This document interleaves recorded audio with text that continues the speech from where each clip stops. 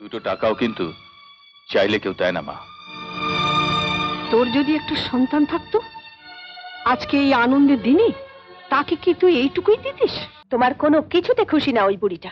মনি, মার সম্পর্কে ওভাবে কথা বলতে তোমাকে কতদিন বারণ করেছি? তোমারও যেমন বুদ্ধি, তুমি তপন ঠাকুরপোকে পয়সা দেখাচ্ছ। না না মেজ বৌদি, তা নয়। সত্যি বলছি, আমি ভাবতেই পারছি না তোমার কাছ থেকে এই উপকারটুকু পাবো না। বলো, আমাদের বাড়ি কবে আসবে? আমি নিজের হাতে তোমার জন্য রান্না করে রাখবো। বলো না ঠাকুমা, সেই দুই ভাইয়ের গল্পটা বলো না। না রে দিদি, আজকাল কি আর ওই রকম দু ভাই হয়? তুই বড় হয়ে তিন ভাইয়ের গল্প লিখবি। তিন ভাই? হ্যাঁ, তোর বাবা, মেজো আর ছোট কাকু। দূর, ওগুলো আবার গল্প হয় নাকি? ওগুলোই তো গল্প রে দিদি। এক মায়ের তিন ছেলে, তিন রকম। তাহলে মা, কাকিমা এদের কথাও থাকবে? থাকবেই তো। তোর মা দুর্গা দেবী, তোর কাকিমা শ্রীদেবী। সে আবার কে রে? সিনেমার নায়িকা, সুন্দর দেখতে আর সাজেও খুব।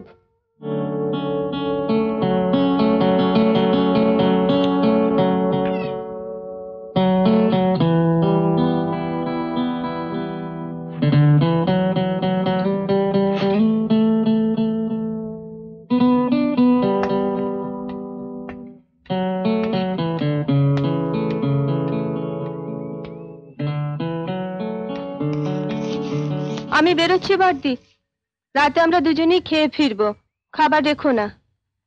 আচ্ছা, ফিরতে বেশি রাত হবে না তো? রাতের দিকে ট্যাক্সির যা ঝামেলা, দেরি হতেও পারে। তুমি দরজাটা দিয়ে দাও।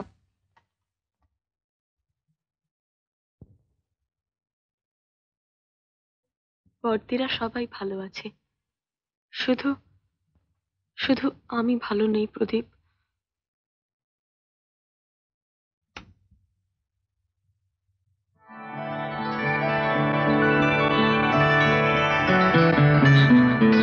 পারবো না, পারবো না প্রদীপ, তোমাকে ছেড়ে তিনটে বছর থাকতে আমি কিছুতেই পারবো না। ওভাবে বলো না মধু, আমারও তোমাকে ছেড়ে খুব কষ্ট হবে, কিন্তু দাদা অনেক আশা করে আছেন, কত কষ্ট করে সব ব্যবস্থা করেছেন। এখন কি আমি না বলতে পারি? একটা দিনও তোমাকে না দেখে আমি থাকতে পারি না, সেখানে তিনটে বছর, তার মানে 1000 দিনেরও বেশি। আমি পারবো না প্রদীপ, আমি পারবো না।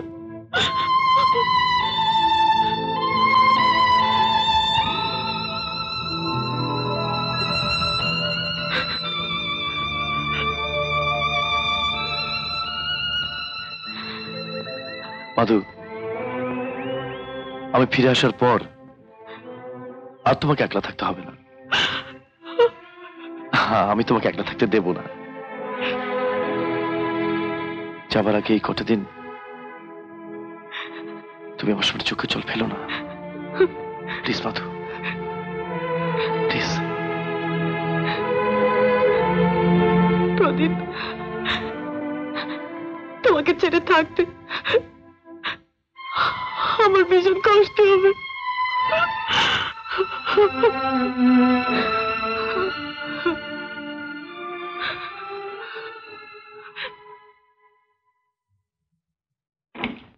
আরে আসুন পরিতোষ দা, আসুন। তপন, তোমার সঙ্গে আমার কয়েকটা কথা ছিল। বলুন। আরে ওকে নিয়ে ভাববেন না, ও তো আমার চামচা। বলুন। শুনলাম ইউনিয়নের সঙ্গে তোমার নাকি কি ঝামেলা হয়েছে? ঝামেলা? আচ্ছা, ওদের সাথে ঝামেলা করার আমার কি দরকার বলুন তো? আপনিই বলুন। না মানে ওদের কোনো দাবি নাকি তুমি শুনতে চাওনি? শুনুন পরিতোষদা, লক্ষ লক্ষ টাকা খরচ করে এই কারখানাটা আমরা তৈরি করেছি, বহু লোকের পেটের সংস্থান করে দিয়েছি। এরপর যদি কোনো দাবি করতে হয় সেটা আমরা করব, ওরা নয়। রাইট? তপন, তোমার বাবার আমলে ওরা অনেক কিছু দাবি জানিয়েছে, উনি মেনেও নিয়েছেন কিছু কিছু। এটাই নিয়ম। বাবার নিয়মের সঙ্গে আমার নিয়ম যে মিলতেই হবে এমন তো কোনো কথা নেই। অশান্তি হবে তপন। ইউনিয়ন সেক্রেটারি এবার ব্যাপারটা নিয়ে অনেক দূর এগোবে, ওকে থামাও ভাই। নিজেই থেমে যাবে দাদা। ওর ঘরে এত খাবার মজুদ নেই যে ঘরেরটা খেয়ে আন্দোলনের মোষ তাড়িয়ে বেড়াবে। ওই দেখুন,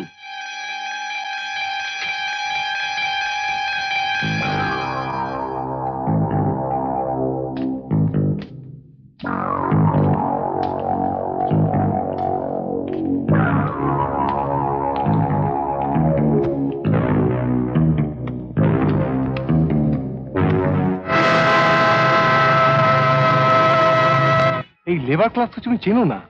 চিনি, জন্ম থেকে চিনি। বড় লোকের ঘরে জন্মালে ছোট লোকদের চিনতে কোনো অসুবিধা হয় না। আরে জুলি, এসো এসো। তোমার তোমার কারখানায় কি কোনো ট্রাবল চলছে? কেন বলো তো? ইউনিয়ন সেক্রেটারিকে আর একজনের সঙ্গে তোমার চেম্বারের বাইরে দেখলাম। ছাড়ো ওদের কথা, ভালো হয়েছে তুমি এসছো। কালকে ফ্লাইটে যে মালগুলো দুবাই পাঠাবার কথা সেগুলো নিয়ে আজই তুমি মিস্টার সাক্সেনার কাছে যাবে, কখন? ঠিক রাত 9টায়। বাকি ব্যবস্থা বধূ করে দেবে। ওখান থেকে বেরিয়ে সোজা ক্লাবে আসবে, আমি অপেক্ষা করব। আমার জন্যে? আমার চুরির জন্য। বলো কি খাবে, বলো। বলো, প্লিজ বলো, ভালো ভালো খাবারের নাম বলো, মানে তোমার হলে আমারও হবে।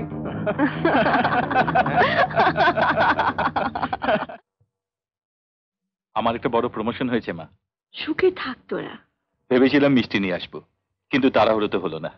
মার আশীর্বাদের জন্যে মিষ্টির দরকার হয় না রে। তবে বাড়িতে একটা বাচ্চা মেয়ে আছে, ওর জন্যে হাটে করে একটা কিছু নিয়ে এলে পারতিস। ওকে তোর বাবা মা কিছুই দিতে পারে না। সেই না হয় 2 টাকা ওর হাতে আমি দিয়ে দিচ্ছি। থাক, তার চেয়ে কিছু না দেওয়াই ভালো। কেন? 2 টাকাও কিন্তু চাইলে কেউ দেয় না মা। তোর যদি একটা সন্তান থাকতো আজকে এই আনন্দের দিনে, তাকে কি তুই এইটুকুই দিতিস? ভাবো, তোমার কোনো কিছুতে খুশি না ওই বুড়িটা। মনি, মার সম্পর্কে ওভাবে কথা বলতে তোমাকে কতদিন বারণ করেছি। তোমার মা আমাকে কোনোদিন পছন্দ করেনি, তাই আমিও কোনোদিন তাকে পছন্দ করতে পারিনি, আর পারবো না। থাক ওসব কথা।